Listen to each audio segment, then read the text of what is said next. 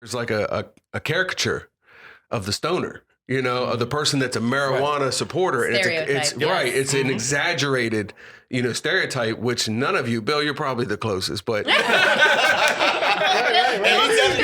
But that's what I represent. That's what I represent. but you're also a 100% legit guy that knows a lot. And I'm 20. And the whole thing is, I'm a 20-year self-employed businessman in the state of Delaware, so I'm not contributing members to society. Right. You know what I mean? Right. Welcome to Acts 2 and 42. Real discussions, real opinions, real stories and testimonies, real church talk. Welcome to Acts 2 and 42. Hey guys, welcome back to Acts 2 and 42 podcast. This is Keith. Today we have another episode on marijuana. And if you listened before, you know that we did one episode talking about marijuana in the church, how it may be a church matter, a spiritual matter. But today we're going to talk a little bit more about the legal process, especially here in Delaware. We're going to talk about the plant just all around. And we actually have three local advocates with us to help enlighten us and our audience a little bit on just different aspects of the plant, in general. So let's start off with Kim. Kim, why don't you go ahead and introduce yourself and let us know, who you are in a nutshell and why it is you're an advocate. Sure. Okay. So my name's Kim Petters, and I live here in Magnolia, Delaware. I started out as a veteran with PTSD who saw how hard it was to get access to our medical marijuana program. We set out a group of veterans to get that changed, and we did. There's now better access to medical marijuana for PTSD. And since then, I've been involved in numerous medical bills and our current legalization bill. And I stay involved because I want to make sure a good, fair bill passes, and that's for the people of Delaware, not for a small select few. Okay, we'll get into that. We'll dissect that statement a little bit deeper. Sure. To your left, we got Sam. Sam, go ahead and introduce yourself. And sure. Thanks for having us on. Really appreciate it, guys. Absolutely. Guys, Bill, good to reunite again, brother. Right. Yeah, good to see you again, Kim. Partner in crime here. My name's Sam Chick. I'm a small businessman, live here, Delaware native, lived here my whole life. Also, political advocate for good government, which brings me to cannabis. This is something that should have never been illegal. So I have been active in that for since I got active in politics in Delaware, maybe 8 or 9 years ago. It's an important issue. It's something, it really should have never, ever been illegal. And it's important for us to recognize and start taking steps when we're in a republic here. When the government goes wrong, we need to take steps to correct that. Right. So, I ran for office at one point. Cannabis is one of my issues then. Unfortunately, I got 47%. Which office? It was a state representative in Dover. Okay. So 47%. It's a tough district for a Republican, but we almost won. So maybe in the future sometime. Wow. But then started a cannabis legalization organization. And actually, had met Kim while we were working on different efforts, and she helped me form this. We worked on a veterans issue together, helped get a bill passed. And it's just working it. I feel like 2020, really here in Delaware, this is kind of the critical year. I think it's going to happen next year. So there's a lot of work to be done, like Kim said, to make sure that it gets done the right way. Right. And not, there's a lot that can go wrong with it. This is government we're talking about. So Right. everybody should be aware of that. What organization? You say you started with? Delcana. Okay. So we work for cannabis reform. You can check us out, delcana.org. And we have a petition, delawarepetition.com. I'm sure we'll talk more about it. Okay. Yeah, all right. Great. You. All right. The man with the master plan, Bill. Tell us your story. I got no great intro like these guys. Dude, I'm just a dude on the street. What can I say? Connoisseur, grower. Okay. I've spent a long time increasing my knowledge just for the medical aspect, even though I don't need it. Okay. But, who hasn't been smoking weed for 20, 30 years anyway, Right. I want good weed. So I grow good weed. Right. And that's all. Just been arrested for it in the state of Delaware, for growing weed, all that. every aspect of it. I was raised in church, so you guys, I wish I was on here for the church one because Really? Jesus, my Same. guy. Okay. All right. See, we didn't come, for that necessarily, but I meant to ask. I know you had already mentioned you were a Christian, but I meant to ask just to, have respect for what it is, whatever position you guys are coming from. Okay, that's cool. That's cool. And if we have one, well, I'll talk to you more. And if there's something church related you want to come talk about, we can do that too. But today, talking, especially legally, and it's we were talking before we got started, and it's very nuanced. There's several complex angles. There's several, man, you kind of have to dissect it. It's intricate. And I was giving you credit just talking that I know I'm familiar with some of it, but man, you enlightened us really fast on a lot of stuff. So, Kim, I don't know if you want to. I know we talked about it, but as far as where we are legally, who wants to speak to that as far as either as a nation or Delaware, where are we legally? What's going on? So as a nation, I think right now it's 11 plus states have legalized for recreational, 33 plus states for medical purposes. And here in Delaware, we do have a medical program. It's extremely lacking and far behind. Hopefully that's going to change soon. And as far as recreational goes, we currently do have I say this lightly, it's currently decriminalized. Which partially, which is confusing. We'll say it's currently it's partially decriminalized. Right. Now we do have a bill that entered the House last year. Okay. It's HB 110. It is for legalization. It lacks immensely. It needs a lot of work. And we're confident we can get those changes made. And hopefully by this next session, when we go back in January, when Leg Hall opens up again, we can get this bill going and get it passed. Because, I mean, gosh, it's time. Delaware is so far behind the curve here. And it's not it's not if or when we legalize, it's a matter of how. And that's what's important. We have got to make sure this is done right. It's interesting. And fair. It's interesting. Now, before we get in, before you get into the how, Right. for a lot of listeners and viewers, can you kind of explain decriminalized? How do we Right. explain? So I wish I could decriminalization, say. like for example, it's if you grow cannabis, that's still a crime. Still illegal. That's still a crime. If you possess more than 1 ounce, Bill says it's only a crime. crime if you get Illegal. caught. yes, exactly. It's still and it's I want to talk to that. Let him say what. Okay. Go ahead. Yeah, Okay. no, I mean that's really it. That's the status. Okay. So it's only, and it's still, if you have less than an ounce, that it's still a civil fine. So if you have it in your house, they can still fine you for it. And also, if you have it, like say you're out on the street, that's the misdemeanor still. Okay. Okay. It's only a civil fine in your personal possession, not out. You don't have it out and on your own property. So it's really is still, still very much criminalized. Cannabis is still very much against the law in those terms. Only in small personal amounts at home are you not going to get a criminal record. Right. I would like to say that our Attorney General, Kathy Jennings, did come out last year saying that they're not going to prosecute someone that is found with up to 6 ounces. But here's the thing.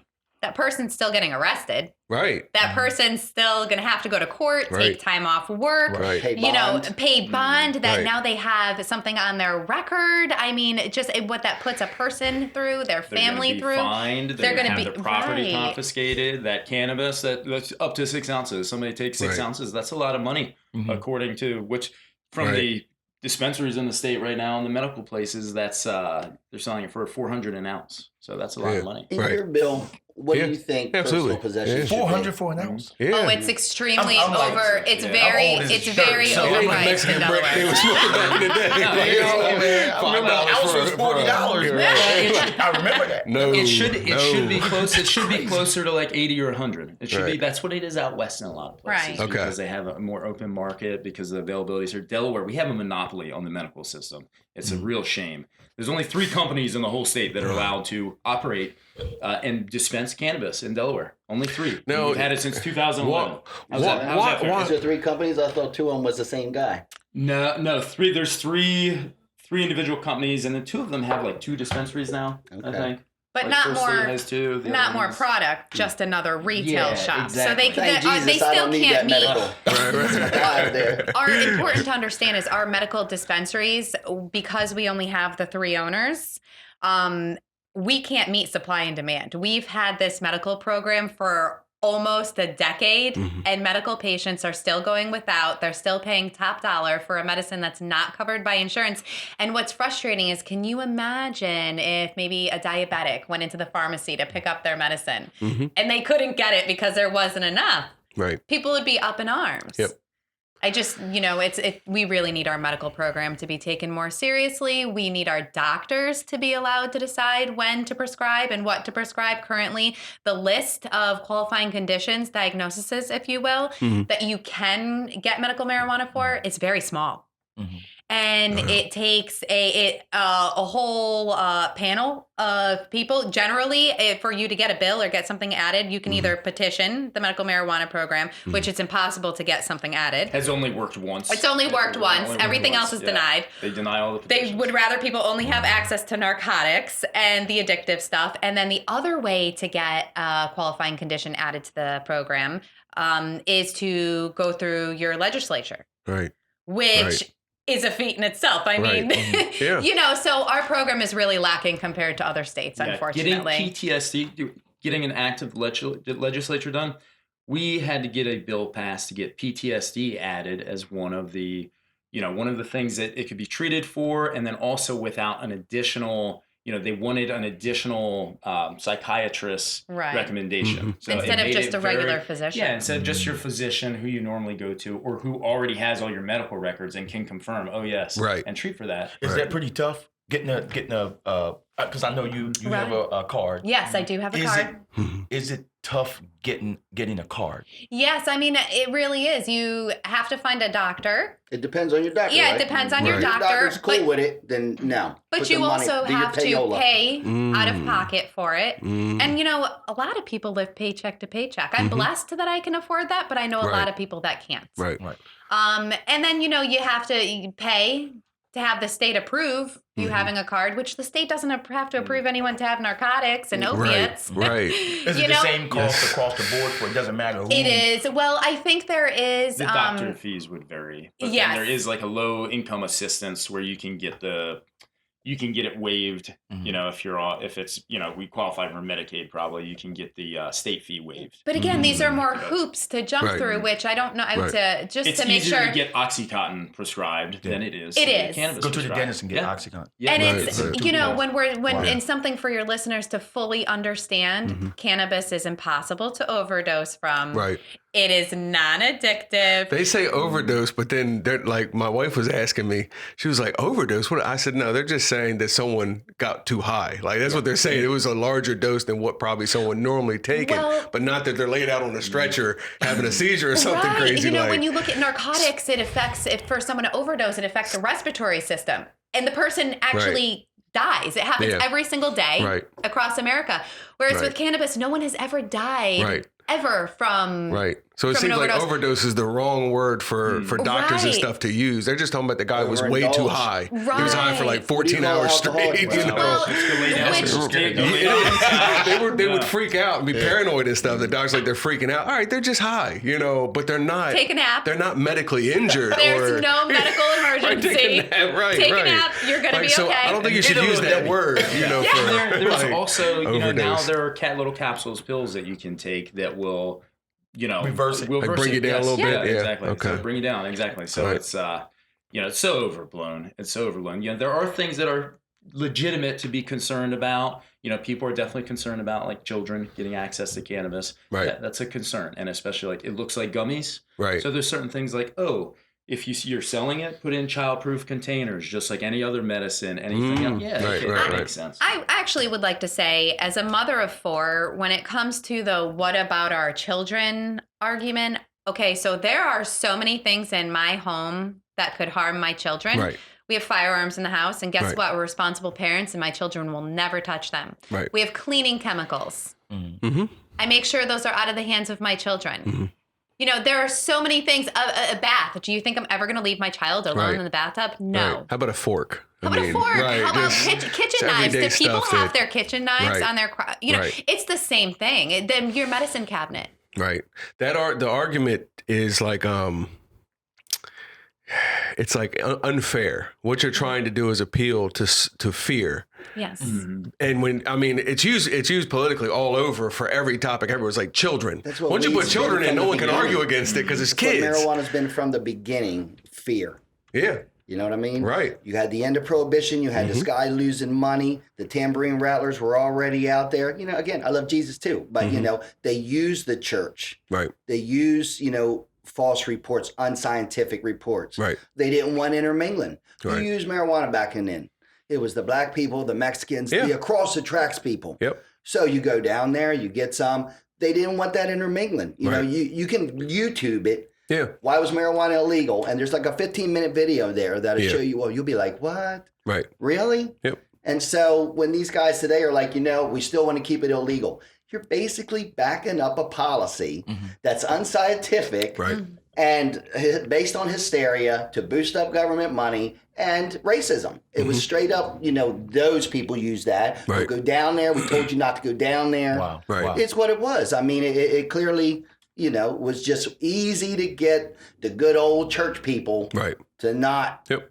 you know, to get on board with that. It's ridiculous. That's where it comes back to, you know, give us back the plant. I don't, you know, I'm not a stores guy. I'm not a sales guy. Give us back the plant. Right. Let us create a market. The problem with 110, the state of Delaware is run by a bunch of lawyers and stuff. They're not business people. They certainly are not smart enough to create, find all the troubleshooting problems and do all this stuff to create an industry. Right. It's an industry. They're just that's not them. You legalize it like they did in DC. You let a black market develop, which is already here. You see what it is, and then you open that up to Right. development, and then we get tax money and all that. The way they got it now, it's a funnel. The dispensary, it's a funnel. One guy got it. The law says that guy gets the first dispensary. He's done a terrible job of running a medical dispensary. Every patient I know complains about it. But we're going to have this guy, the only guy that can have the commercial dispensary for the rest of us. Why? Because he's been terrible? He gets an Right. 8 month or 12 months advance. Read that 110. I'm not going to say it's the worst bill ever, and I can't get behind it because it doesn't have grow in it. You know, Okay. it says, here's what we're going to do. We're going to legalize your ability to go buy some weed and make somebody rich. I'm already doing that. I'm already doing it to the dude that lives at his mom's house. You know what I mean? Right. He's There you already go. got a better car than me. Right. You know what I mean? He already smells better and looks better than me. Right. Well, I know we were talking. I think when Sam and Kim came in, We were already chatting we about were- it. and I'm like, you know, when back in the day, weed, cannabis, you know, they were both synonymous. But now I'm finding out that there is a difference.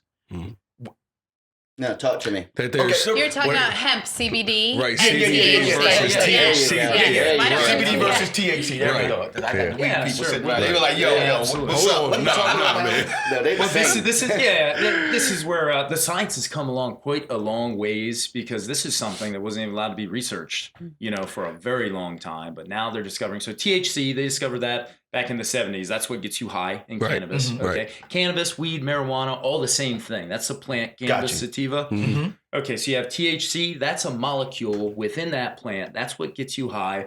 It's from a class that's called cannabinoids. Mhm. And there's maybe 80 to 100 or more all kinds of different cannabinoids other than THC. One is CBD. Mhm. There's a bunch of other ones. CBD is the other one we know a lot about. Actually, the U.S. government holds a patent on CBD, cannabidiol. Right, yeah. It's very interesting. Yeah. So, and CBD has a bunch of, you know, THC is what gets you high. It also has a bunch of medicinal and therapeutic products. Mhm. You know, properties, Mhm. tons. CBD does not get you high. Also has some therapeutic properties as well. Good for inflammation, you know, relaxation, a bunch of other things. But that's like kind of CBD is what mellows you out. THC is what gets you high. Mhm. And then, you know, they both really, it'd be great, you know, for your listeners to go and do some research out there, because like medical strains, you might get one that's 20-1 THC to CBD, or you might get one that's 20-1 CBD to THC, depending, the other way, or Right. 3-part CBD to 1-part THC. They all vary depending on,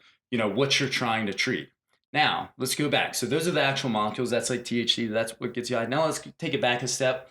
So cannabis, that's the plant. That's the plant. Now right. we're talking about hemp, which hemp is cannabis, but it's just a different subspecies, different species. Right. The way they define hemp, throughout history, hemp and cannabis have been synonymous, but hemp has really been when you're talking like, for the industrial use. Right. The way we define hemp here in the U.S. now is if it has 0.3% or less Delta-9 THC, which is that molecule that gets you high. So Man, that's you what they're chemist, concerned man. about. Right. I was gonna say, there should be a chart on the screen right now. Bring up the next slide. Right. Okay. Well, so It's good. It's hemp, good. but that's the deal. Hemp can get you high. It's low, it's very low amount of THC, but it can still have high amounts of CBD and these other strains. So right now, if Gotcha. I'm sure people have heard about CBD in the news. It's been in the last few years. It's really built up. A lot of people, a lot of physicians are behind it. A lot of medical professionals are behind it. And it's sold, pharmacies are selling it now. It's really picking up. It's quite interesting. But hemp, we have hemp for the first time in Delaware from what I can tell, since like the 1930s or 40s. It was made illegal with weed. Yes. Due to the cotton lobby. illegal. Let's put that in there. Why was hemp, which this country was founded on? George Washington grew like 13 kinds of hemp, 3 of them smoking hemp. Look it up. Right there. Valley Forge or whatever it's called, Mount Vernon. Okay. He grew hemp right there. Yo, this is Rope, cloth, paper, all that. Right. When marijuana was getting made illegal, DuPont had just to find out how to turn wood pulp into paper. Right? Okay. We always use hemp. DuPont comes in, we need that hemp thrown in. It's a cannabis plant too. Ooh. The cotton lobby. Corporate The motive. cotton lobby. Yeah, well, it's Okay, hemp pants don't wear it. nylon with Nylon, the industrial cotton, company. we got to get them out of there because hemp doesn't it doesn't take near as much water, near as much pesticide as cotton, all that stuff. But again, it was a whole nother industry. We had that here. Do the plants look the same? They look very similar. I'm but surprised. Where can we buy hemp? Any Sam? kind, it's still, that's the other thing. At Hemp is Huffsters? still, well, we sell hemp. We sell the actual raw products. According to the state of Delaware, you have to be licensed to grow it. You can't, I argued with the ag department about this. Why isn't it legal now? Couldn't somebody just grow it in their house? Couldn't they grow it in their yard? They say, nope. You need to be one of our licensed people. Although in the law, it's an argument. It's like, why? I said, okay, well, show me where I would be charged if I grew it. And the guy never got back to me. This was months ago. Yeah, months ago. So Can you grow hops? Can you grow hops and make beer? Hops. You can grow as much beer as you can't go want. You can brew as much beer as you want. It's such a... You can grow as much tobacco as you want. Right. And those are 2 lethal substances, but You can brew when it comes 200 to cannabis, gallons of beer until you need to get some kind of license in Delaware. That's a lot of beer. So that's... Yeah. When cannabis prohibition is ended, people have to be able to grow it. It's not legal if you can't grow it. That's crazy. Right. And I think Bill's right in the history of it, and then the corporate influence over the years, So it's like the redheaded stepchild of all substances and all things you could grow. It's being treated very unfairly when you look at the rest of everything else, The big things, like Bill said, the big things that had going against it when it was prohibited is that alcohol prohibition ended, so they needed another substance to go after. And the international narcotics conventions had been banning stuff slowly up till then. But that's when it really picked up in the U.S. At the same time, you had nylon, all these different synthetics coming on. Hemp, very good fiber. Another reason. Another big one was the paper industry. What you're talking about is a guy named William Randolph Hearst, who not only owned, you might have heard that name, not only did he own a bunch of timber tracts and paper mills, also owned like more than half of the newspaper, huge newspaper circulation, all the big papers. It's yellow. He was one of the progenitors of yellow journalism. So what were in all the Hearst papers? Marijuana, the demon weed. Crazy, and it's interesting to see. Talk about the fake news. The fake news has been hard at work for a very long time. Right. That's why cannabis is illegal, because of the fake news. The only person that testified against it when it was outlawed in Congress and they passed it, of course they did something somewhat constitutional. They just said there's $1,000 tax on it, which is, if you don't pay the tax, then it's tax evasion. It's not, the federal government doesn't have the power really to outlaw things. But that's a constitutional argument. Anyway, Right. The only people that testified in favor of cannabis was the American Medical Association, saying this is medicine. Why are you doing this? If you do this, our doctors are not going to be able to use this, and it's a very useful medicine. It's in our book, the U.S. Pharmacopoeia. It's right in there as a useful medicine, listed different uses for it. Right. So look, fast forward to the 40s, World War, hemp for victory. So the United States that had hemp illegal for 10, 15 years said, yo, we need rope. We need better uniforms. We need everybody to grow hemp. I've stood right in the guy that used to be from here, Harvey Kenton. I stood in that. I wanted to say Harvey Kenton's office, but it ain't his office. It's y'all people in Milford's office. He just happened to be there for a minute. There you go. And he said, if I knew you were here for marijuana, I wouldn't even let you in my office. That was his word to me. Right? So then we go on talking about stuff. I won't even tell you some of the other stuff he said because he ain't here no more. And hopefully I did tell enough people what he said that was instrumental in him being gone. But I said, what about hemp? It was before we had hemp. This was a couple years ago. He said, like I said, I'm against everything marijuana. And I was like, you know, hemp for victory. Obviously, the United States didn't say for 6 months we need everybody to smoke weed again. It's a completely different product. And he's like, if you can get the director of ag on it, then I'll be with it. And I'm like, I live in a trailer park and I have like a small yard. It's not benefiting me. It's benefiting Delaware. It's industry. Other states got it. Why do we got to be 14th in line to get something all the time? You know what I mean? And that ignorance, I think a large part of that ignorance comes from, you know, like the DEA still and the federal government still listing it as a Schedule I substance, which is ridiculous. You know, meaning it has no medicinal value. Which is in what book what list did you? Patent. Exactly. You know, as having medicinal value, the government has a patent. You know, and that it's highly abused. Well, highly used or highly abused, I would ask. But so when that happens, you know, you're not really giving a lot of leeway to doctors and scientists to actually openly research this or consider it. You're making it the boogeyman. You're giving it a stigma before it's even had a chance to be considered. Orchestrated So just throw it all out. As long as cannabis remains Schedule I, it makes it hard to research. It is blocking access to a ton of people. It's having people get arrested. It's blocking access to Second Amendment rights. Because explain that. So cannabis is the only medication that causes you to lose your Second Amendment rights. So when you go to purchase a firearm, you have to fill out a form that asks, it's a NICS check at the federal background check, and it asks specifically on 11E, do you use cannabis, whether recreationally or medicinally legalized in your state, doesn't matter. And so if you check yes, you're denied that sale of that purchase of a firearm, which goes against Second Amendment rights. And if you check no and the answer is really yes, it can land you 5 years in jail.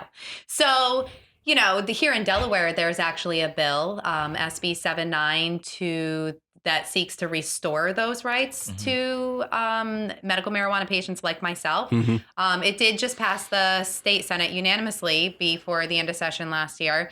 But unfortunately, all that will do, because this is a federal issue, all that state level bill will do for people like me is make it so that, say I have both, I'm not going to get arrested. It doesn't make it so I can still go buy a firearm. It doesn't make it so that I can carry a firearm.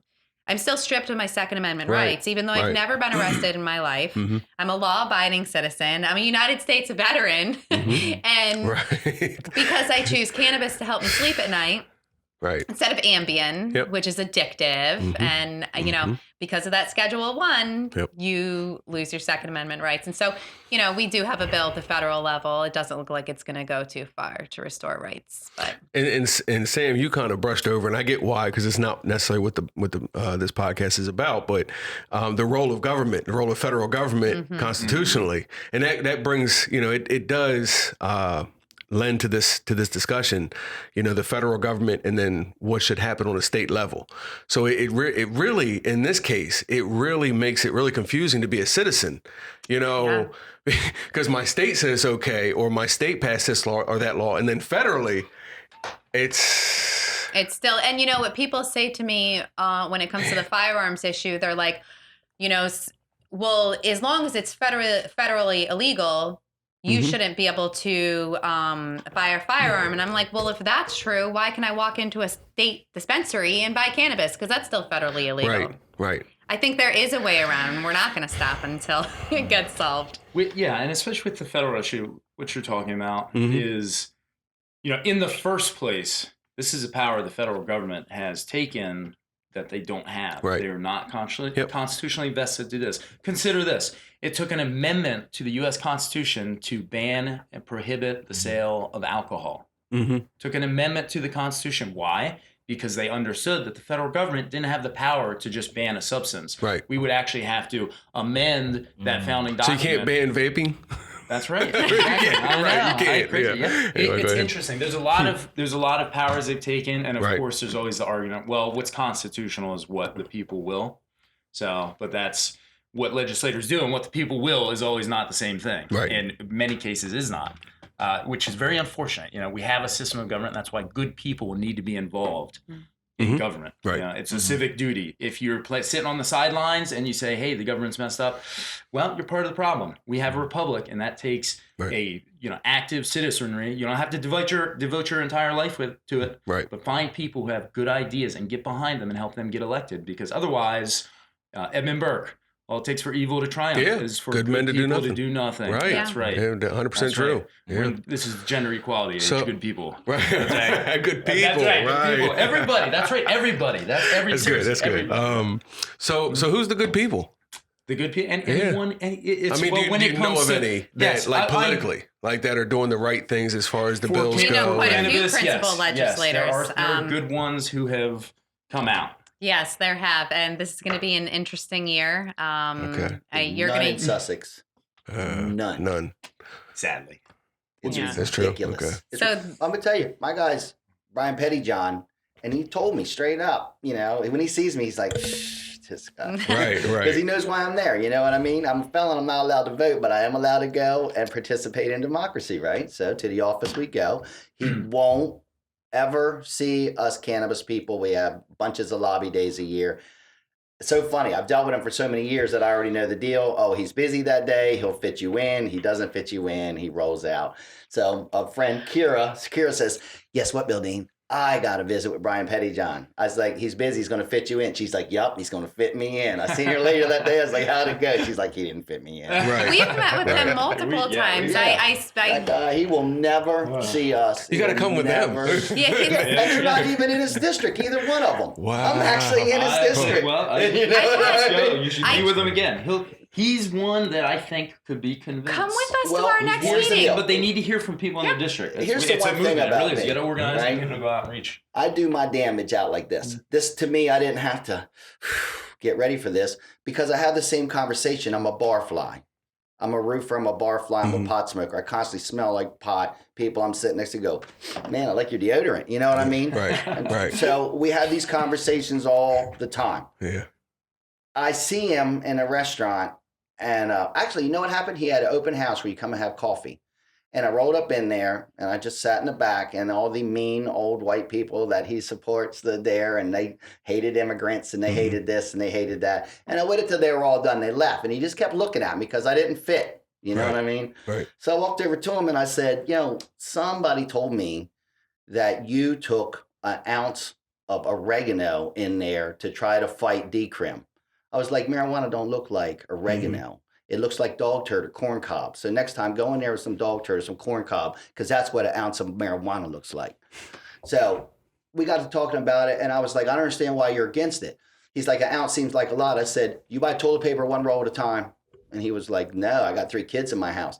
I said, pot person gets high 4 times a day. Wake and bake, lunchtime, 4:20, and 8 o'clock when Family Guy comes on. So I said, 7 times, right? So I said 7 times 4 is 28 grams in an ounce. I'm buying my weed. She's just buying it a week at a time. I'm buying a 20 pack of toilet paper. I'm going to the cut to get ripped off one time. Right. Bill, they're afraid of you, man. You know what? Bill is the I'm too man. smart for it. You know what I mean? He said I'm going to the cut to get ripped off one time. You know, it is what it is. No, No, it's true. These dispensaries rip you off majorly. I'll talk about the cut. The You know? cut, right, They rip you right. off down there They too. rip you off too. They rip you off Let too. me ask you a question for Kim. Kim, do you think, and I have thought this from the beginning, because of the restrictive way that the medical law was written, super hard for those people to grow their own weed, no outside growers.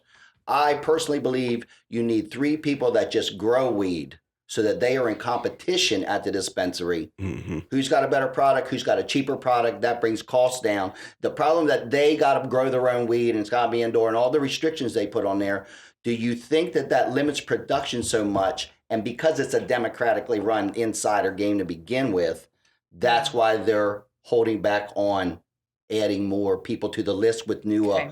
new deal, new causes? So, as far as it being a democratic game, you're right. However, in this case, anytime you pass a bill that involves finances, adds a tax, it's going to need both minority and majority to pass, okay? Because it's going to need the majority vote. So they cannot just pass it. If that were the case, HB 110 probably would have passed No, last that's not year. what I mean. I mean, do you think that they restricted these So that's- dispensaries growing so much that they can't produce enough product under the current law? Yes, I do. And that's why they won't let more conditions. If you let a bunch of conditions be in, like what's the one that they didn't let in? Anxiety. Yeah, okay. So now 5,000 people get added to a list Correct. of 7,000 people. They already can't serve 7,000. It all You're goes right. back to the restrictions they put at the grow So- level. That's correct. So the restrictions they have for someone to get involved into the medical program and start supplying medicine to patients, there are such high barriers to entry. Everything from extremely high licensing fees to get involved. It's very micromanaged by the government from the way they tell, if someone wants to get a license, they're going to be told, and say they do, they're going to be told, hours of operation. They're going to be told how many employees they can have, whether or not they have to have a certain badge. Absolutely. And the fact that we only have a few growers and few dispensaries is exactly why the prices are so sky They high. just It's opened, right? exactly why we The can't meet growers supply just and demand. Some of the new ones, two Because within the all the last, law, it was didn't they one have to forever. grow within their the last own 2 weed? years. When they first opened the one They in still Wilmington. do. They still do. They And still they're- have to grow all their own. They Yeah. still have to grow all their own. And You gotta see, have people dedicated to just growing. I mean, you Well, can't what own we're a looking to dispensary. do, You gotta so- have growers. It's what we're not a looking free to market, do, yeah. right? It's a zero Yeah. free market. It's a monopoly, and it's at the expense of patients, and it's wrong, and it needs to stop. And so, with this next bill, this next year, we are going to ensure that these same mistakes are not made with the recreational bill. We're going to make sure it's not going to cost an arm and a leg for a person to get involved in the business. We're going to make sure that there's not all these strict restrictions. We're going to make sure that there's home grow. It's not freedom if for the government to say, we're going to have this product and you can have it, but only if we can tax you on it. That's I not have a freedom. question. Right. Back to the grow level. Yeah. All right. And maybe you guys can answer it, maybe not, but it's just a question I have. If we just allow anyone, maybe not anyone, but if we allow more growers, I haven't heard too much talk about the regulation, the regulation part of that, because if there's all of these different species of weed, some is more potent than others, and this, that, and the other. Could that be some of the fear that they don't want this to happen? It's the same things as fruits and vegetables, to be quite honest. You have to grow something responsibly. I mean, you're not gonna. It's anytime you have a product that you're gonna consume, you want to make sure it's a safe product. But as far as the potency levels and Right. whatnot. Again, it's never going to be in a medical emergency. I personally like the higher potency. I only want to take a couple draws. I don't want to have to sit there and smoke a whole entire joint to get the same. It's not good for my lungs. I don't want that. Right. I think farmers should be allowed to get in on this Agriculture is huge for Delaware. We have all this They land. hate it. And We what in the have way farmers one are almost till scared to the death of it. one See, I know a lot of all the farmers who farmers want we it. talk Is that to, right? they And want they in. just- I talked to this want guy, in. the biggest chicken farmer down my way. I guess it's Willie Farms or Webb, one of them. So I'm sitting there at the bar talking weed like I do, Jeff's Hat Room. I wish I had a plug for Jeff. Anyway, we were talking about weed, and I think we were talking about decrim.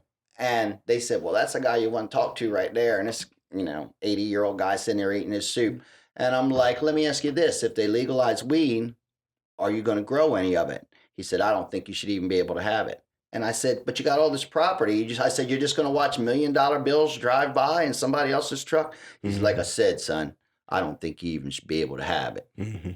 So that's his mindset. farmers- I mean, that's the guy. That's the same age as Harvey Kent was, the same age as Hawker, it's those guys. Those guys are in power. Believing Rupert myths. King. And Believing those myths. are the guys that grew up with 3 sources of news. Right. NBC, ABC, Yeah. CBS, and Right. they all were saying Yeah, the same yeah. thing. Yeah. This you do this, reefer madness, you go crazy, Yeah. whatever. So Right. it's Right. a Harvey whole Kenton's life exact of quote to me. brainwashing. I said, where do you get your ideas about marijuana? He said, the U.S. government, the Navy, my preacher, my mom, my grandmom. So And I said, none of those people are scientists. That's just what I said to him. the None of farmers those we've people. spoken to here in Right. Delaware want to get in on it. In fact, they were not happy with the bill that was put out last year, HB 110, because it was written in a way that only a select few people would get those licenses. And so, as Sam, I've heard you describe it, why should one farmer get a license? They're one of the lucky winners. They met all the Right. criteria, and they're Right. so they're able to grow Be a it. lottery on top of that. Right. Yeah. Meanwhile, the guy next to him who has land can't grow it. In fact, if he does, he's going to go to jail. That's right. Is that fair? Is that fair? Is that equal? No. No. Equal Yeah. opportunity. Right. Everybody should have that. We have thousands of farms in Delaware, and those guys should be able to get in on this opportunity. Not Right. HB 110 is something like maybe 75 total growers in the entire state. That's not enough. Right. Oklahoma, which has maybe 4 or 5 times the amount of people we have, they just opened their medical system up a little over a year ago, and they have more than 3,000 growers who have applied. There's Important to note too with the growers that they are going to tell people what size. So don't think that all these, when you hear 75 growing licenses, a lot of people think, oh well, that State's must be gonna a be ton. filled with- No.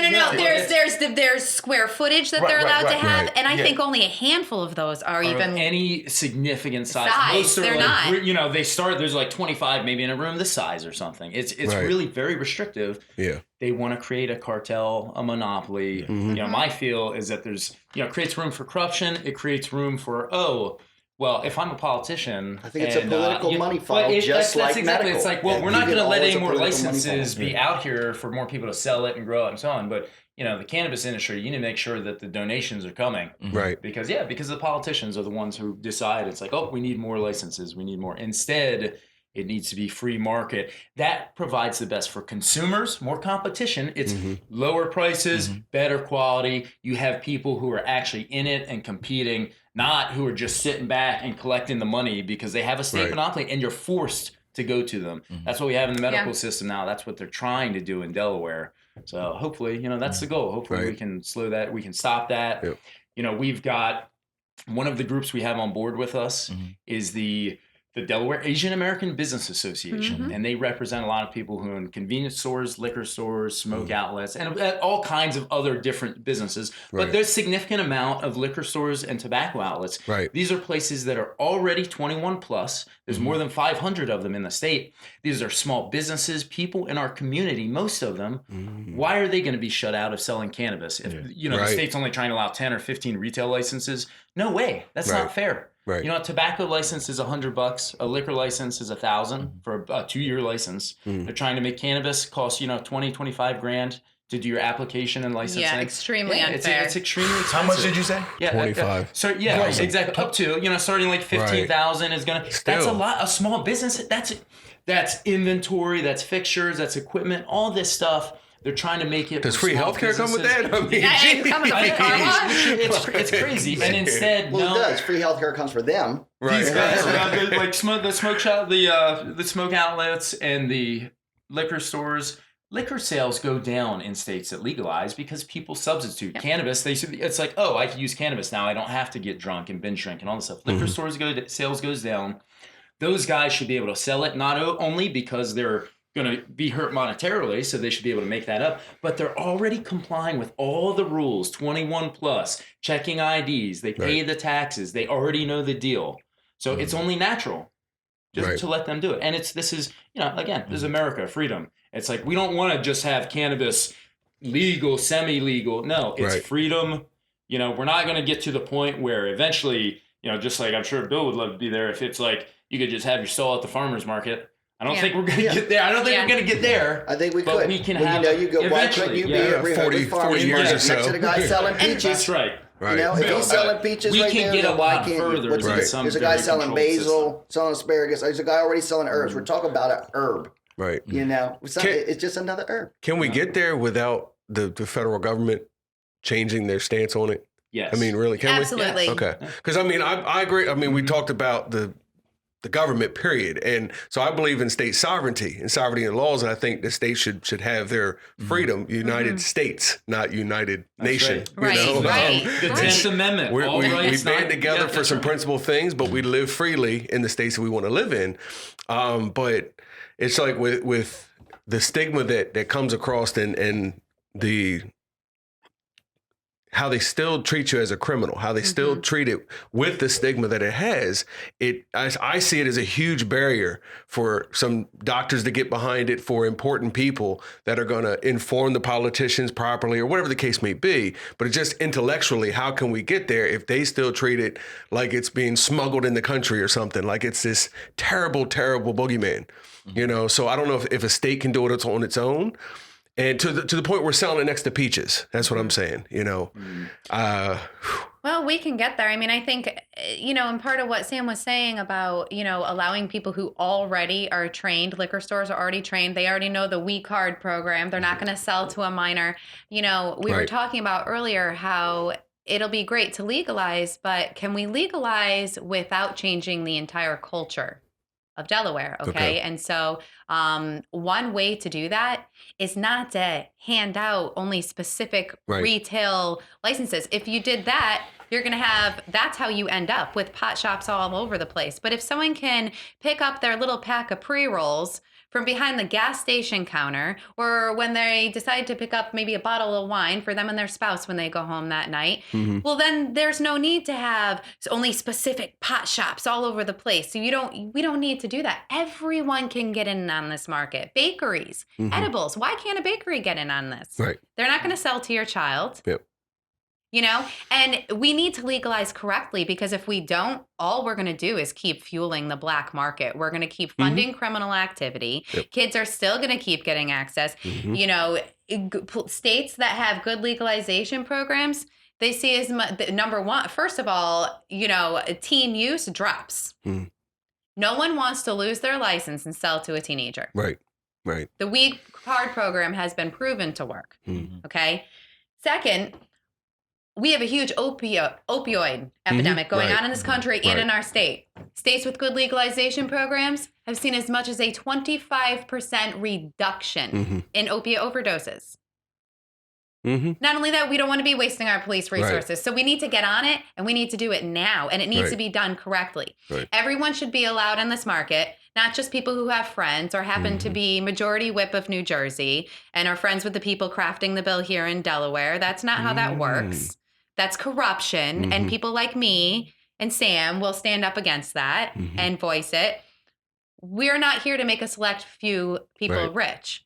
We're here to free a plant that should have never been illegal to begin with. Right.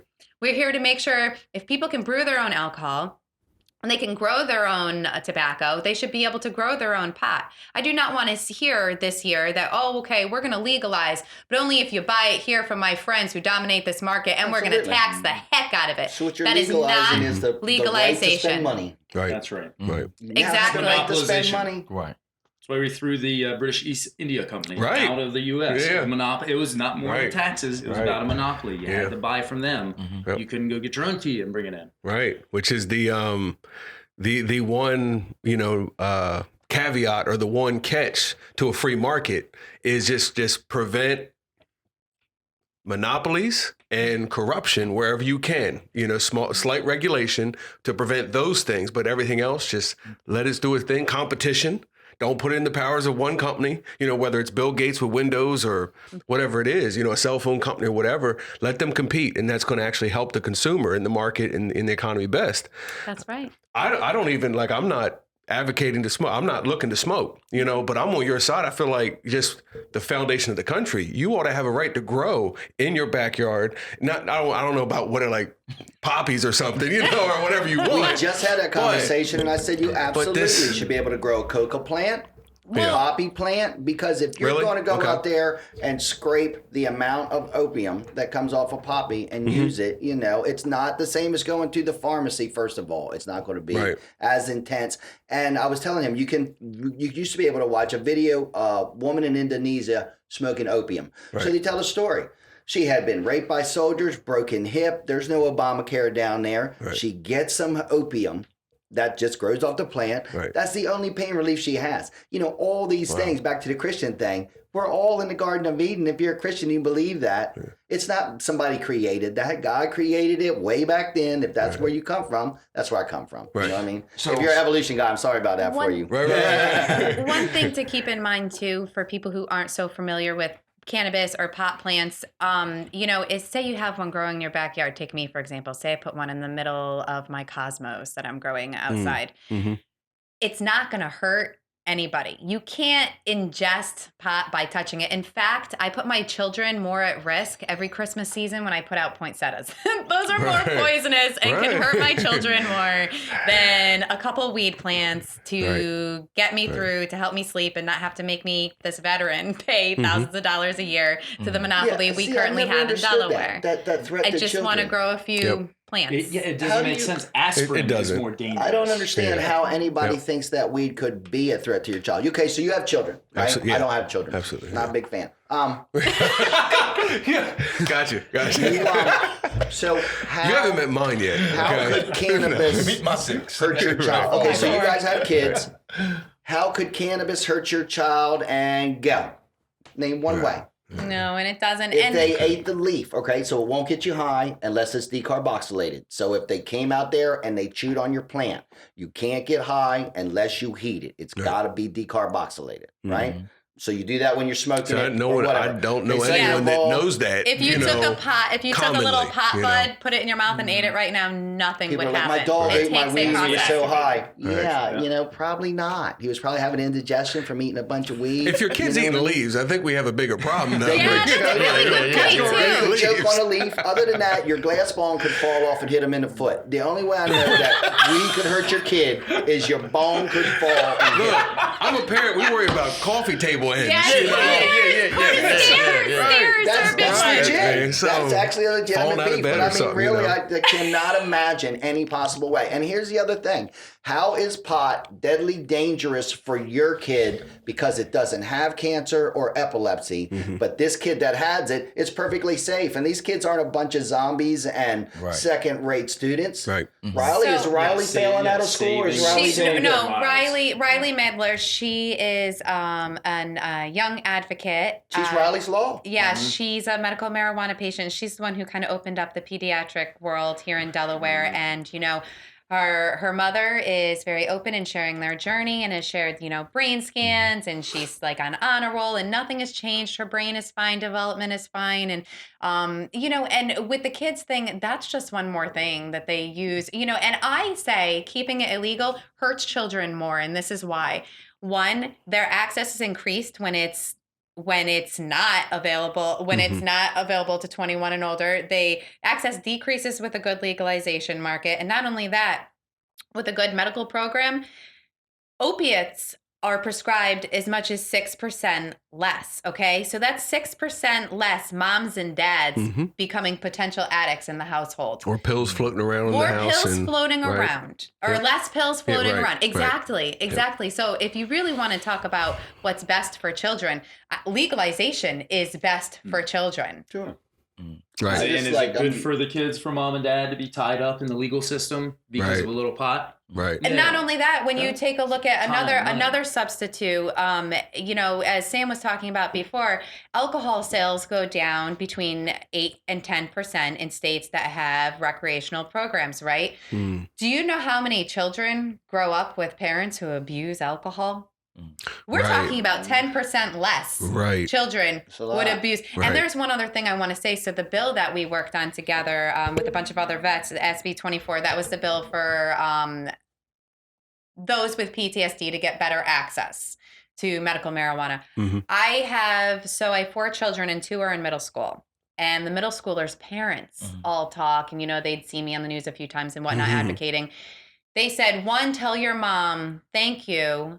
But I think what because it helped them. They actually got access. But what really stuck to my heart is one of the kids went to my son and said, ever since my dad started using cannabis, since that bill passed, he doesn't yell anymore. Right. My dad doesn't yell anymore. Right.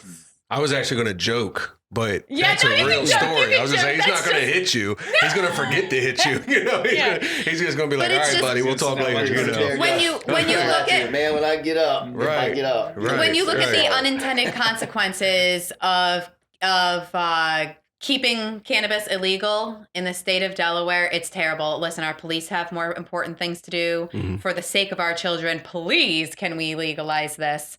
You know, let's just do it right. Let's do it right. So it's good for Delawareans. Let's do it so it's good for the economy. So it's good for businessmen and women. It's good for consumers. You know, because that price is going to drop with a good, fair, free market. Right. We keep HB 110 as is right now, that monopoly.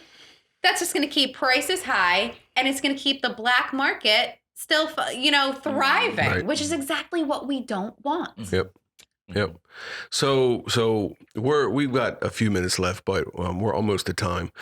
A lot of myths. We've covered this, why there's a stigma, and some of the myths that have been believed for so long. But anything that you know of that you think is a reasonable precaution, as it be maybe like a risk or something that you say, well, here's one thing that I think you might want to be careful with, whether it's, I don't know, smoking, whether it's edibles, whether it's cannabis, THC, anything that you'll say, here's my one exception, be careful with this, or one thing to consider, just for safe usage, you know. So unfortunately in Delaware, we have all these ridiculous laws, and edibles are not legal. And one precaution I would say is because we don't have access to edibles, sometimes my throat can get a little bit sore.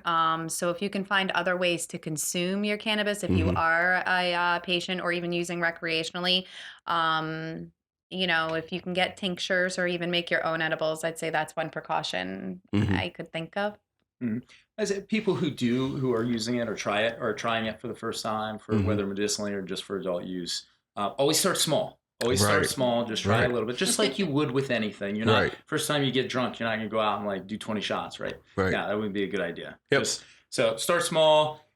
If you ever, things like, it is easy to take too much if you're not aware of the dosage. So always know what the dosage is. It's a lot easier in the bud form because you can smoke so much, you see how much you're smoking. Right. In edibles or dabs, concentrates, you just have to be careful because that can be a very high amount. If the edibles, you look at the chocolate bar, it may be each square is one dose, 5 or 10 milligrams. Don't eat the whole chocolate bar. Right. So pay attention to, that's a big one. Pay attention to what you have. Pay attention to the gummies, how strong they are. Start small, and if you ever do, feel like you took too much, then you can just lay down on the couch and close your eyes and you'll be okay. Like I said, there are capsules now that can, titrate that. The only, other than that, it's just, some people, it's not some cure-all or great thing, for everybody. If you don't have a good reaction to it, you don't like it, Stop. Don't do it. It's not for you. Some people, there's some people who get paranoid and they don't like the feeling. Well, maybe try a different form, or there's THC, there's CBD, there's different indicas and sativas. There's all these different kinds of forms of cannabis, some that mellow you out and some that get you, more excited. So it's just tread slowly and carefully, and just be aware of what you're trying, because it's a very interesting and good thing. But, those are really the only precautions. Other than that, it's, like we covered before, it can't cause overdose. There's no death associated. What You would have to, I'm sorry, go ahead. No. What about those that maybe you guys can dispel the myth also? It'll definitely help me. The ones who say, this is gateway. It's a gateway. It's a gateway to something. Yeah. Oh, I got that. I've been working on that answer for 20 years. Okay, because you had mentioned, I think I heard you correct when you said that you believe that you should be able to grow your own poppies in your backyard. That's right. If you're just marijuana goes, it's always, those plants seem to be all right. It's the bastardization of those plants. It's turning that poppy into heroin. Super concentrated, turning it in, taking the opium, and breaking it down into elements of morphine and codeine. That's when you seem to have the problem, the high concentration. You know, coca, those people all use coca. They got the right to grow a half acre of coca now in Colombia because it's their culture. Way before we took it and made it cocaine, they've been rolling coke up. It's their coffee. They chew it up. Right. Coca as a plant ain't bad. You know, cat as a plant probably ain't all that bad. But it's when you concentrate that, you make meth, you make heroin. Right. So yeah, I'm a plant guy. Give us the plants. God gave us the plant. Right. Responsibility is in the user. Mm-hmm. You know, whether it's your medicine, whether it's a plant, whether it's tobacco, whether it's alcohol, it still comes back to you. Are you a jerk, or do you know how to use this stuff right? You know, it's an alcoholic beverage. I drink 2 beers a day because I used to drink a lot, slap people around, break windows, and be a real butthole. I grew up. I didn't want to be that. The word sorry leaves a bad taste in my mouth. I don't like saying it. I like to think I'm great. I never have to apologize because I'm great. Nah, so I kept having to say, man, sorry about that. So Right. I stopped doing that. Right. You know, I took personal responsibility. Wow. Absolutely. That's So awesome. that's all. As far as a gateway drug Right. goes, Oh, damn. I never entered a gateway drug. I'm trying to get back. That was interesting. Yeah, That was yeah. good. The Absolutely. chick that was Surgeon General under Obama, I can't remember what her name is. She came out and said, nah, look, marijuana's not a gateway drug. Man, I wish I could remember what her name was. Wow. Anyway, so, you know, the governments came out finally and said that. Now, you know how people are. We believe the government when our letter is running it. Right. So, you know, some people can't believe anything that ever That came the out of the damn say, Obama oh, when administration. right, Well, of right, course they right. would say that. You Right. know, I mean, it's science is science. And she's like, you know, I'm the Surgeon General and this is science. Right. Well, here's where I'm at. Marijuana's been illegal since 1932. If you picked up a joint ever in your life, you already showed a propensity to do illegal drugs, right? Mm-hmm. So if you go to the groceries or go to the pharmacy, they don't got a 55-gallon drum of drug. Sick, here's your drug. Yeah. Okay, well, I started out doing meth. My dad was a trucker. He needed more money for his meth habit. He brought me and we started doing meth. Then I started doing coke. When I got done doing all those drugs and kicking my alcohol habit, I went to weed because it was different. It wasn't like that. You know what I mean? I didn't need to sell it to search out more. And it So for wasn't you, a it gateway was drug. the opposite And process. a bunch of these opiate addicts are Right. saying, look, man, the way we're getting off heroin in these halfway houses is let us smoke weed. Right. You know, the thing about it is it ain't always the weed. I'm working with a lady that has MS and she's thinking about trying hemp. She wants to break it up. She wants to roll it up. You know, a junkie wants to search out the weed. He wants to heat the spoon. He wants to get his thing out. But the halfway houses push need- methadone. Yeah, so you need a time of the day. That's where you get your little Right. box out. If it's rolling hemp, if it's rolling weed, if you're a junkie or a recovering addict, Right. you need your get me time, my Right. works time. It's Right. part of the deal. It's part of the cure. You need Right. to do that. It's feeding your addiction of I need that time to do this. Right. Okay, well let's take your time to do that and smoke some weed and relax. Right. You know? When it comes to gateway, I'd say the only real gateway is the fact that it's illegal because right now people are forced to buy it on the street. So when you buy it on the street, the person you're buying it from, oh, hey, I also have some this and that too. Right. That's the real gateway to other drugs. They're not going to sell you other drugs at a dispensary. And I would also like to say that cannabis, if you look up any statistics, they're undeniable that it's actually an exit drug. People are coming off the opiates. They're coming off the benzos. They're coming off the heroin, as you It's say. documented. I mean, you can Google that. It's getting people Right. off. So the whole gateway theory is debunked. Right. That's just simply not Right. true. Right. I've heard doctors talk about it as well. They're like, look, no, it's just there's nothing that says you try this, Right. you're gonna go try this, or you know, and it's I agree with that just from what I've seen. You know, there's like data, and then there's your own personal story or whatever, and I think they both kind of can go together. You know, you can kind of weigh in everything, but my personal experience with others, wanting to get off opiates, and I've heard claims that marijuana doesn't help break other addictions.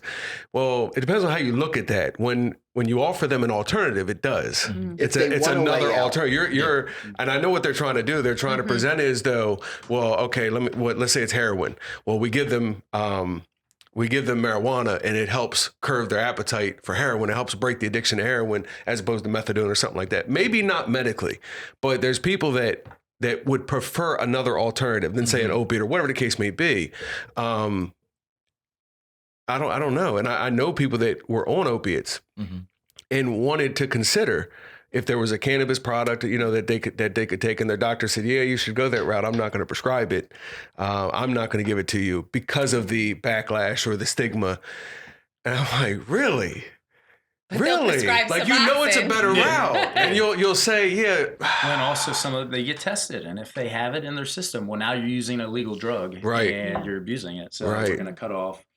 So they can't even try it because they're worried that will jeopardize their pain prescription or however they're getting it. Right. If They it's don't want to coming lose out their there. job. They don't want maybe their neighbor to find out. They don't want maybe people at church to find out. Right. Stigma is real. For me, my biggest fear was I never wanted my children's friends' parents to find out because Right. I thought that they would think maybe they Yeah. wouldn't watch their children or I'd Right. be irresponsible or not Right. protecting them or taking care of their needs, which is simply not true. Right. But that was my fear. And then The, there's so many people that use cannabis: teachers, doctors, mechanics, Mhm. engineers, lawyers, business people. It's on and on. Tradespeople, on and on. The people who are building your house. A lot of them. I know a lot of construction guys. Yeah. It was seriously. Yep. It's There's in the good, Roofer's Absolutely. handbook. firemen. The guy who did It's in the Well, Roofer's said he handbook. did You it. better show Yeah, us the weed. That's it. I have friends with a lot of firemen, and they say, man, it's a shame that we never get tested, so we're good. But it's a shame they have fear because Right. if they talk about it, when I put myself on the radar, It's a they'll shame. pull me up. It's a So. shame. But you can drink with them when you get off. You, And you- you're right. we Yeah, can that's go have a right. drink. Yeah, I was- Yeah, just A go. lethal, addictive right. substance that because the Man, history to lead to people doing things they wouldn't ordinarily do, and you may not remember it the next day. I was in the But that's army, fine. a lot of Right. high pressure, and I wish we could have, smoked a little Yes. cannabis, smoked a little weed after work. Instead, what do? We got as drunk as we possibly could, Right. and we got back from deployment. It was like, that's. Oh man, that would have been a lifesaver for Yeah. a lot of people. It's just as That would've saved it's me. a decompression period there, and it's Yeah. a lot going on. I don't think I would have ended up with PTSD the way I did Right. if I would have been able to smoke some weed when I got back from deployment because I definitely did the drinking route for a little while Yeah. for sure. Yeah. I will tell Every you. army buddy Anything I to know. get numb. Yeah, everybody that's Every what we army do. buddy I know. Yeah. I mean, Yeah. Yeah. But then you look tell at you, DWIs and alcohol related incidents and all those things and, increased, assaults and this and that. None of that's associated. Right. How about pancreatitis and a destroyed liver and death? It's really sensitive to the liver. Right. Yes. It's the not a good hangover. The look. hangover is bad enough. Right. Yes. Right. Feel like death. Yeah. And the pancreatic cancer that's inoperable is one of the ones that Right. cannabis oil, and in the end, cannabis oil works on pancreatitis. Personal story from Milford, friend of mine. I was acting as a liaison to bring her into better quality weed, right? She has rheumatoid arthritis and like a 5-layer thing in her neck. You know what I mean? She gets morphine. She gets 2 time-release morphines a day, and then I think 4 or 5 Percocet 15s. And, she likes smoking weed. She still smoked weed, black market weed. And I'm like, same thing I always say. Are you on the oil? You got your card? Right. And she's like, yeah, my doctor.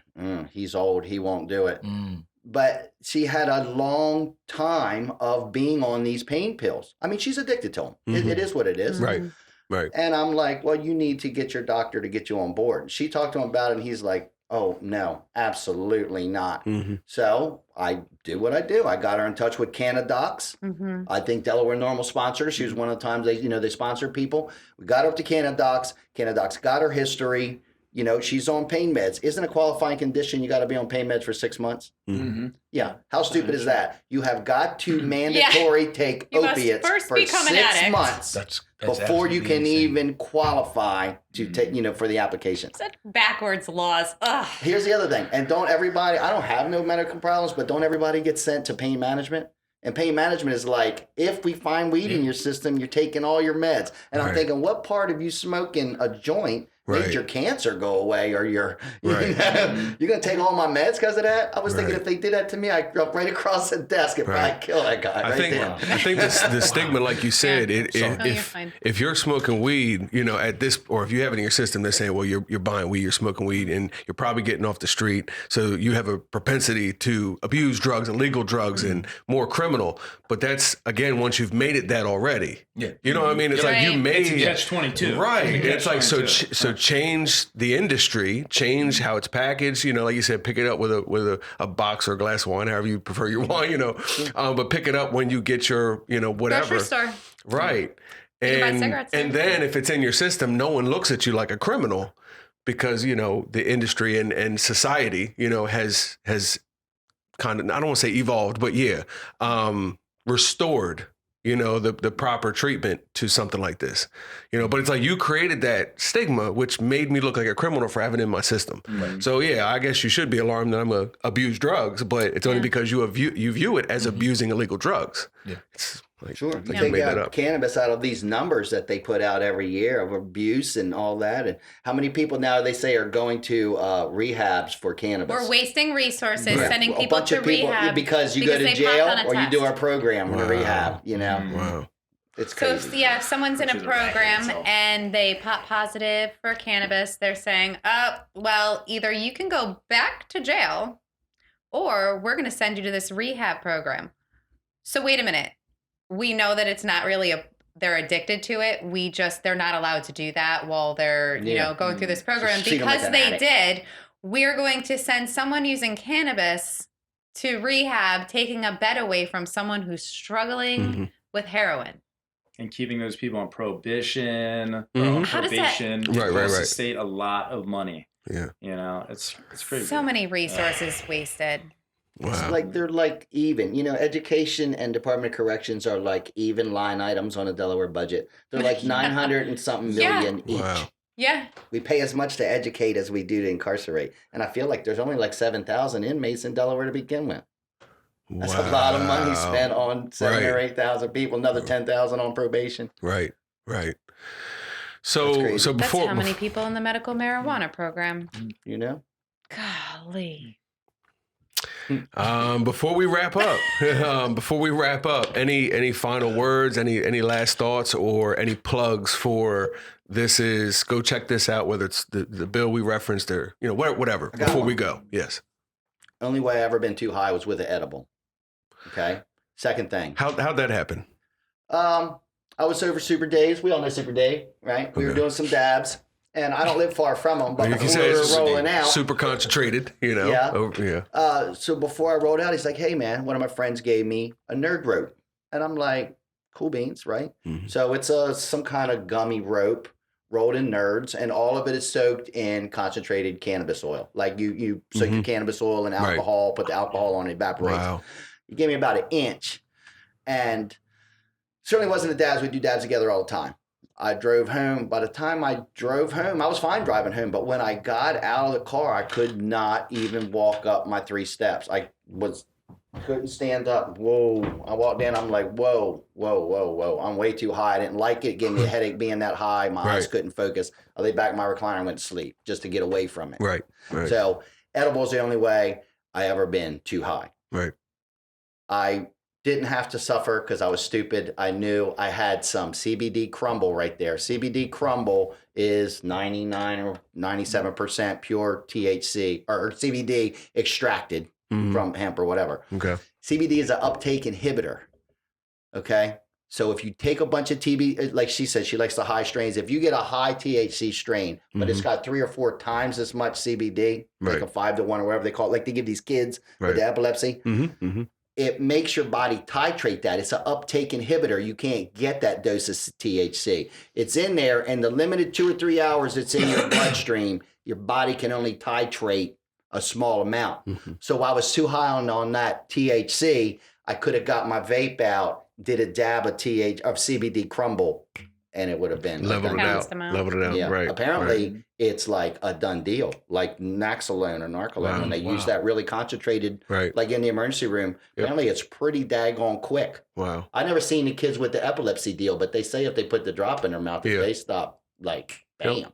Supposedly it's like you No, start coming no down medicinal really quick. value though. No medicinal value at all. medicinal It value. just stops epilepsy. Mhm. You Yeah, know, yeah. deadness Yeah, that's tracks. sad. Because they right? don't know why, because they haven't scientifically proven Right. why. But it's like this catch-22, something about the FDA can't give 1 penny to the research of any Schedule 1 narcotic. Right, that's what and it's- so, yep. like, the DEA says we need clearance from the FDA, but the FDA somehow is forbidden to Right. give them the clearance.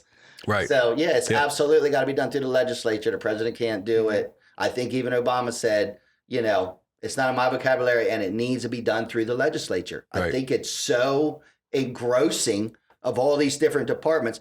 That's why Delaware needs that thing. I said, look, you guys got decrim. Why don't you go about it the simple way? I stood right in Sin's office and said, you guys could not have picked a more difficult way to try to pass this. This is dumb. If you would just give us the plants like DC and then incrementally we get like I said, then you get an industry growing, Right.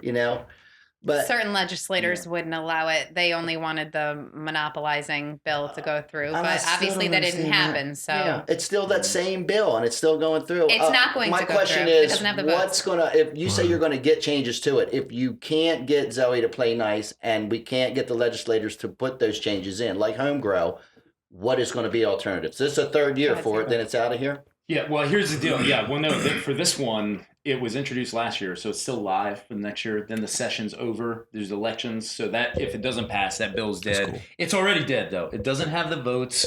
We have amendments to make it better. I really don't have much hope for those. We're going to get a clean bill introduced, and hopefully it's going to be one everybody can get behind. That's the This year strategy. for this session That- in, yeah, in that's the strategy. competition Hopefully with before 110? Yeah, 110's HB dead. 110 is It's dead. I'm with you. Yeah, that bill it's is dead. never going So, to pass. never You gotta be able to I'm grow a- I'm a claim it. It's deal. got to be fair and equal for people to get in, giving opportunity for anyone who's interested.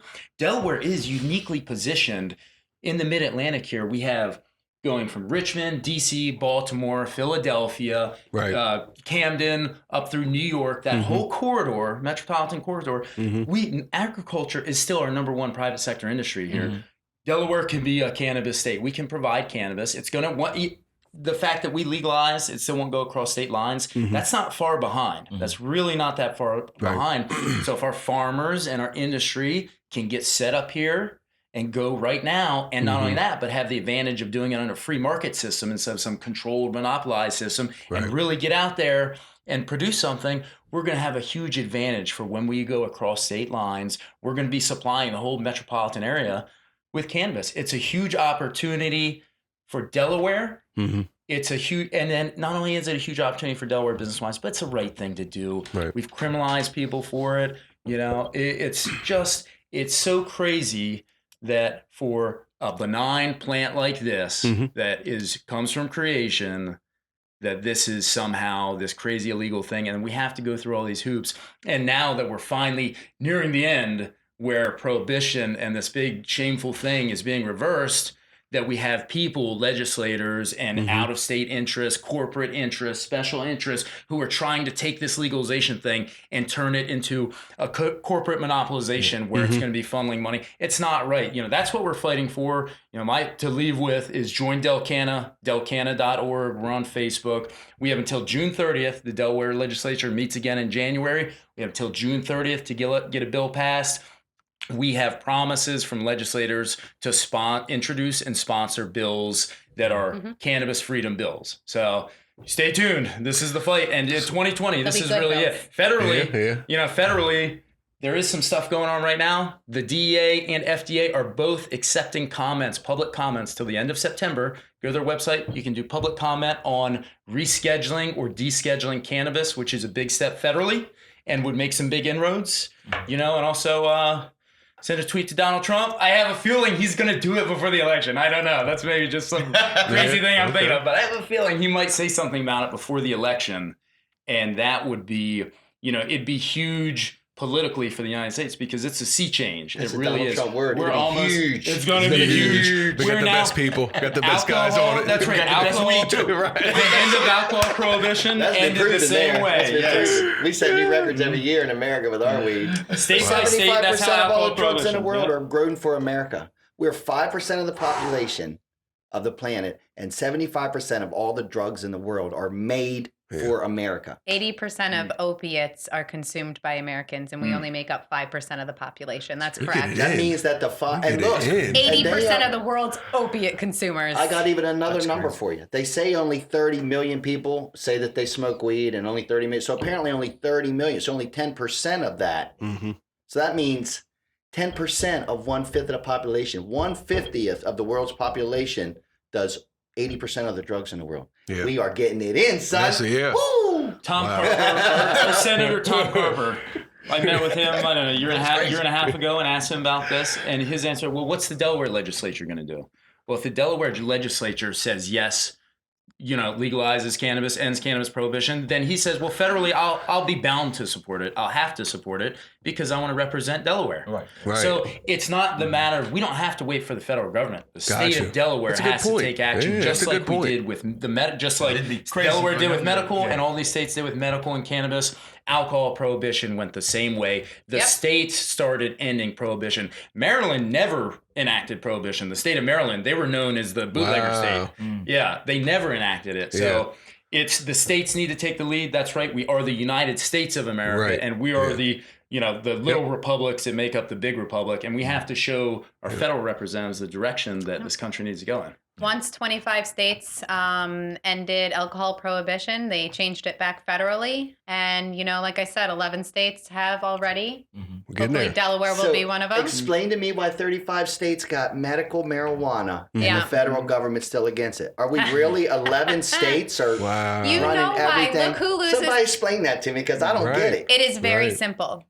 Who stands to lose billions and billions of dollars? Right. Pharmaceutical and Right. the pharmaceutical Yep. industry. I mean, Yeah. and Corporate the interest, criminal special interest. And justice. corporate interests, but yes, Yeah. that's Yeah. that's exactly right. You follow the money and you find your reasons for your answers to things. Wow. So I guess all the dice hasn't fell in line for Delaware to legalize because standing on the outside, not able to vote. When you tell me they needed 4 more votes to legalize it and 5 people abstained, as somebody that likes numbers, I'm like, do you not see them dangling the carrot? Right. 5 people abstained, not just the exact amount, but one more. Right. Yep. Yep. It's your vote. You wrote it. Your side of the table. Nobody on the side of the table has even given a crap about it. You Right. know what I mean? Petty John told me that he don't care about marijuana, but the people that put him in place aren't for it. His answer is always the same. I represent the most conservative district in the state.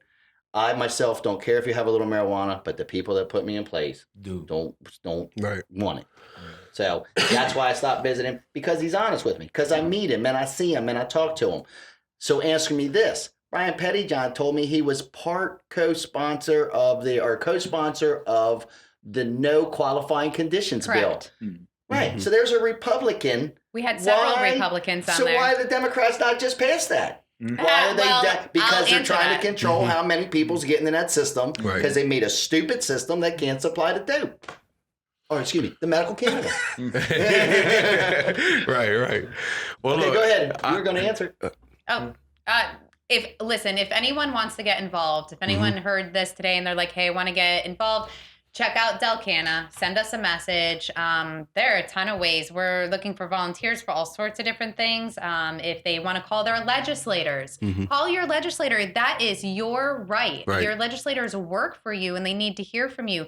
If you don't know who your representative or senator is, ask us. We'll look it up. We'll find it for you. It's very simple. We'll show you how.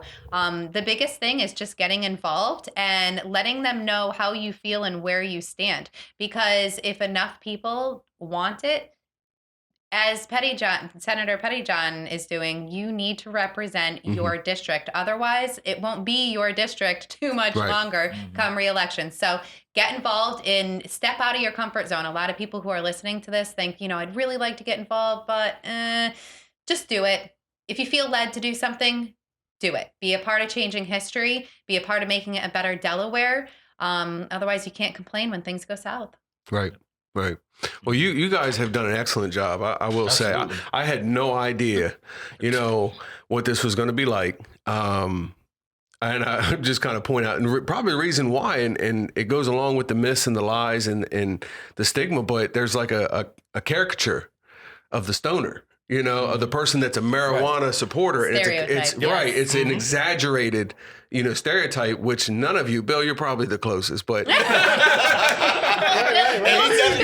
But that's what I'm Dropping bombs on representing. Bill's feet, so That's what I'm representing. But you're also a 100% legit guy that Yes, he's knows awesome. a lot. And I'm Yes. 20. And the whole thing is, I'm a 20-year self-employed businessman in the state of Delaware, so Right. I'm not Contributing members to society, Right. You know what I yes. mean? Right. Right. Yeah. So Your whining, crying 18 to 21-year-old boys come and work for me, Yeah. roofing for a little while till I get rid of them. Right. I was going to say that. Yeah, right. So, I mean, you guys have done an excellent job, touching on some of the truths, getting down to the truth of it. And I think that's what's going to help, period. Whether it's someone in this guy's district or that district, they don't want to use it, their kids aren't using it, or whatever the case may be, but at least they can make an informed decision to say, this would probably be better, period, for our state, or it's a more constitutional thing to do, or whatever the several cases you can make for it. They're making a more well-educated, informed opinion, on it, instead of saying, that reefer, that pot stuff, or whatever it is, like you said, the 80-year-old person, or oh my Lord, the devil's lettuce. Sheesh. But I don't know. I think. Oh, you heard that? You never heard that? Have you heard that? Absolutely. That's I've heard that many times. Anne-Marie Latler. The devil's lettuce. I'm like, wait a minute, but I love so God. I evil. love the devil. Like, it's so evil. If the It's devil so was a evil. vegetarian, I wouldn't think the devil ate a lot of vegetables. Right. Hell seems hot. You know what I mean? I didn't know you could grow that stuff down there. Right. Seemed like a lot of barbecue going on. A lot of meat, huh? Yeah, a lot of stuff on the spit. Oh man, that's good. That's good stuff. But you guys have done an excellent job sharing to inform, enlighten. Because I didn't know all of these intricacies, legally.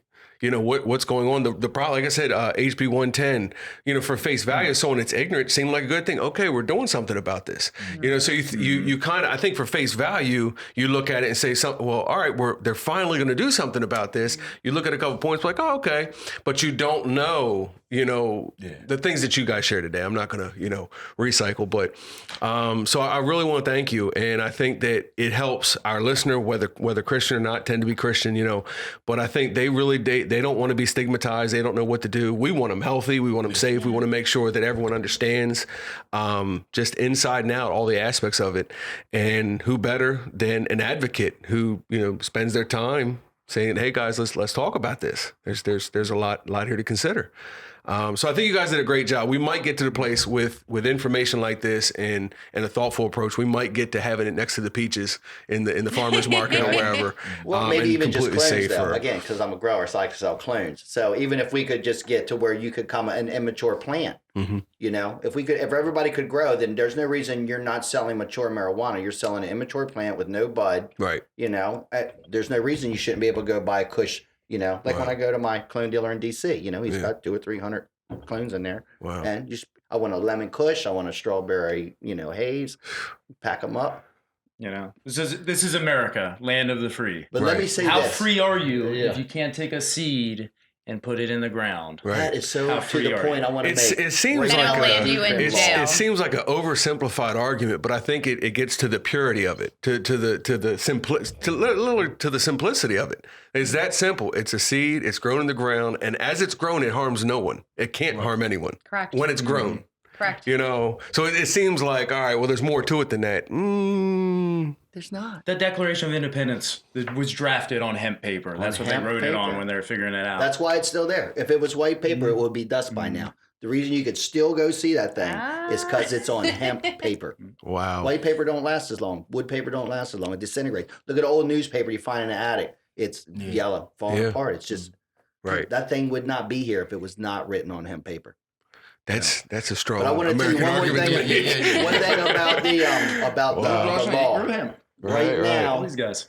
Delaware's decrim law says I can go to my drug dealer's house as many times a day as I want, or to his mama's house, because like I say, he lives at his mama's. So I could go to his mama's house as many times a day as I want, buy an ounce of marijuana or not. And as long as I get home to my house, I'm fine, right? If they catch me, they might let me keep it. They might give me a $50 fine, or they might give me, if I'm in my car, a $260 fine and a misdemeanor. But if in one of those 100 times a day I go buy an ounce of weed, I find a seed in there and I plant that seed in my yard, Right. it's a felony. Right. So that tells you what Delaware's pay-to-play process is. They don't even mind the black market guy making money. Just don't grow your own plant. And that's dumb. The safest. If you're a Product to legislator consume. in the state of Growing Delaware yourself. and you're backing that policy up, you are dumb. Right. Period. You heard it here first, people. Bill Dean, got that you're right. dumb. Bill Dean, I'll tell you what. Yeah, put that Don't be dumb. Right. Yeah, come on by. I got you. Come Wow. stop on by if you want to complain per se. Thanks for having us on, guys. This is Thank awesome. you Yeah, so absolutely. much. Yeah. Cool. I mean, thank you. You guys came, Well, I was going to be here anyway today. So, But that's really cool. And I wasn't sure. Like, I told that's what got us talking about it. Is I'm always excited when I have someone come, especially if it's more of an expert in something than we are, because I have no idea what you're going to say. So I'm excited at the possibility. I wonder what they're going to share with us. So, man, it was awesome. Yeah, anything from you before we? No, man. No. I didn't play devil's advocate enough, I think. Okay. You're just over here laughing, cracking me up. Right. Bill's got me rolling over here. I want to get an hour-long Bill's show. the man. I don't care I what would like to nobody get an says. hour-long show on like 105.9, the Green Scene with Bill Dean. I'm like, I wonder how much it Green costs. Scene with Bill Dean. And so I would have a call-in show. What segment B? What you puffing on? So you just call in from Delaware. What you What you puffing on? puffing on? What you puffing on? What's that all about? How It's much like it ate? Saturday afternoon. Yeah, From just 4 chat to it 5, up. so Green Scene with 4:20. Bill Dean. You see, I'm talking funny as shit. So yeah, I think it could be a thing. Wow. You could have guest speakers from the guy who's Puffsters in there. Yeah, exactly. And let me point out that if you need some CBD crumble because you're going to be experimenting with edibles, they do sell it at Puffsters. We have Downtown Denver. everything we're legally allowed to sell Yeah. cannabis-wise. We do it. Is it we Dover? have- Possible right way. in Send over downtown Lockerman Lockerman Street, right, yeah. right. Yeah. So I have all kinds of come on down. We Right, have right. every single possible means of ingesting CBD in that store, don't you? We do. There and is not, no other we- way to take CBD than what he's got. Everything is not only that, but it's independently. It's third-party tested when it comes from our manufacturers and suppliers. But then we take from each manufacturer, we go and we take a few products from each line, and I double-check them to make sure that we're getting what they say we're getting. Because there's a lot of operators out there, especially this is a new market. You just got to Right. make sure that people, that's part of your job as a responsible business is to make sure that your products are what you, what the manufacturer's claiming they are. So I because know we're people trying just- to cut off. Man. All right. All right. Yep. You said you double check it. Do you? Tell them about the Do you fake take it? So CBD. I take it to we take it to. Oh, you take it to I somewhere take and it have to it a tested? laboratory in Okay. Camden. Take Actually, a knife, we poke the bag, Yeah. finger. tell That's them, something, like, watch too That's good. That's good. I watch too many movies. No, we take it to a cannabis testing laboratory where Got you. he has chemical and light spectrographs that can determine the cannabinoid content and all kinds of other stuff. But we just check it to make sure, like the CBD products, especially, it's a very new industry. Lots of companies out there, and unfortunately, just like in any industry, there's like fly-by-nighters. If I see a lot of stuff out there, and it's you really need to check and follow up, because what happens is some of these like fraudulent companies, they may get a batch of something made, send it off to get tested because everybody they have lab reports. That's the first thing you look for.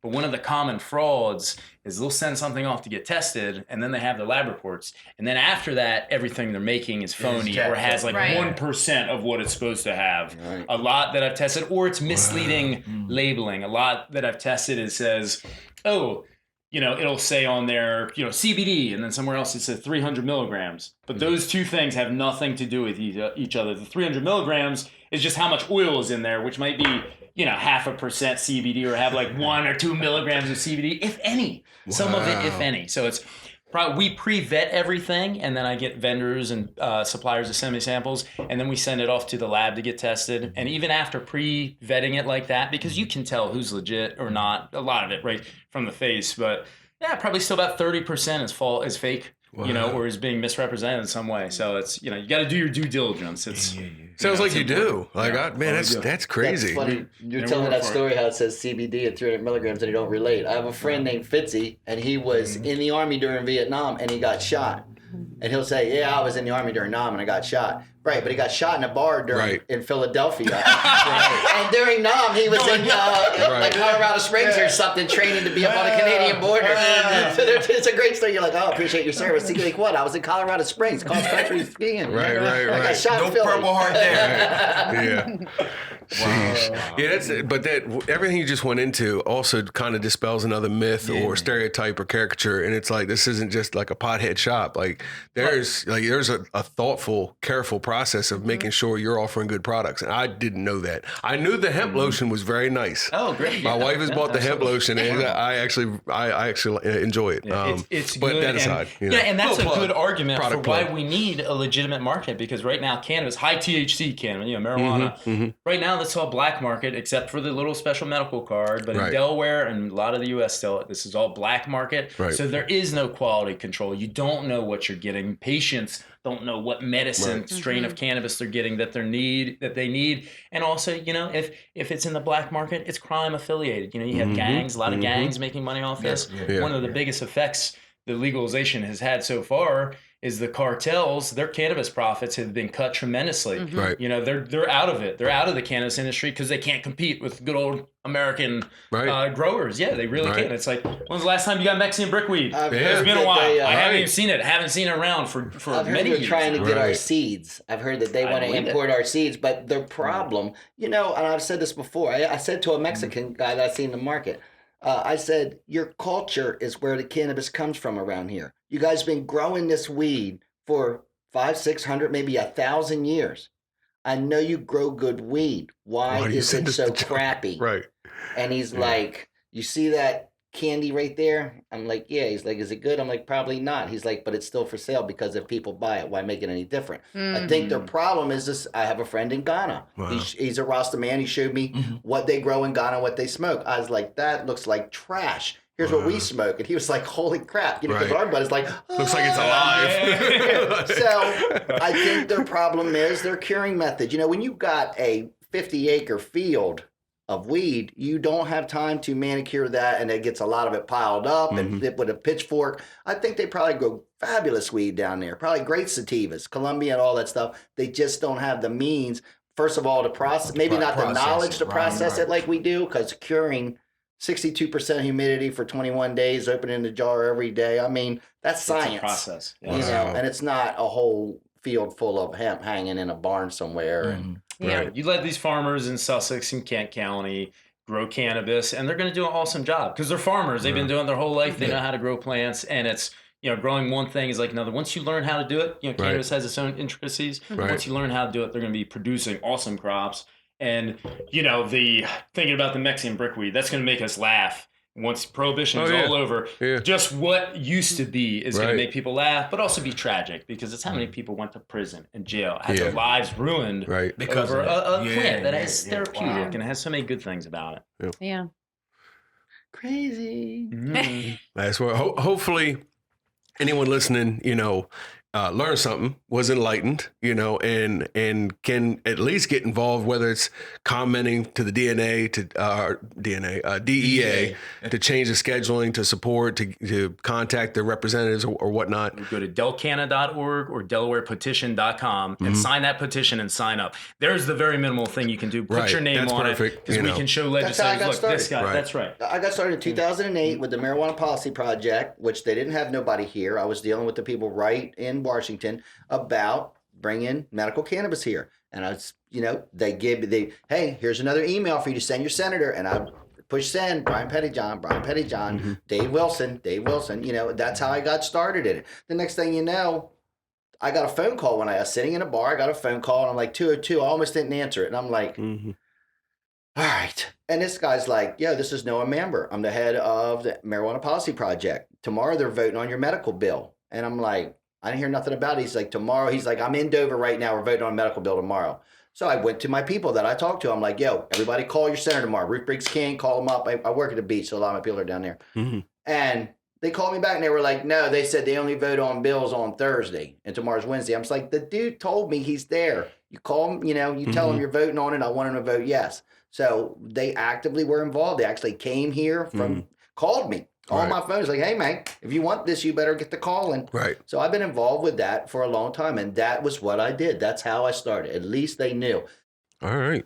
Well, awesome. So I hope we broke down some stigmas, some stereotypes, incorrect, some good information, good outlook, and hopefully some good action. And hopefully maybe one or all, we can do this again and come back and talk about what good improvements legally, After we pass the bill, after we legalize, we can let's do that, talk follow again. up and Let's talk do it. about, oh, this is great. It's what just happened, and go forward, because it's not something you can just talk about one time and say, oh, okay, I pretty much got it. It's going to constantly change. It's right now. Like there's so much. It's just now, I'm talking about as far as history goes, as far as the time span of all this in the last 10, 20 years, it started to make progress more so now than ever. So now more research can be done. It can be considered more by more doctors, and it's going to continue to evolve with knowledge, So it's going to change, information and the policies and processes where you can buy it. So anyway, thank you. I know we've done this, but thank you. This is awesome. I hope everyone enjoyed this. If you have any questions, you can comment, you can email. Check out the links. I'm going to have you guys send them to me, but just so we get them right. But we'll link all the things you guys mentioned in descriptions so they can find that link below. Really, like you said, no effort at all. Just click the link, go ahead and, sign the petition or whatever the case may be. So thank you guys for watching and listening. Again, Acts2and42.com for more. Thank you.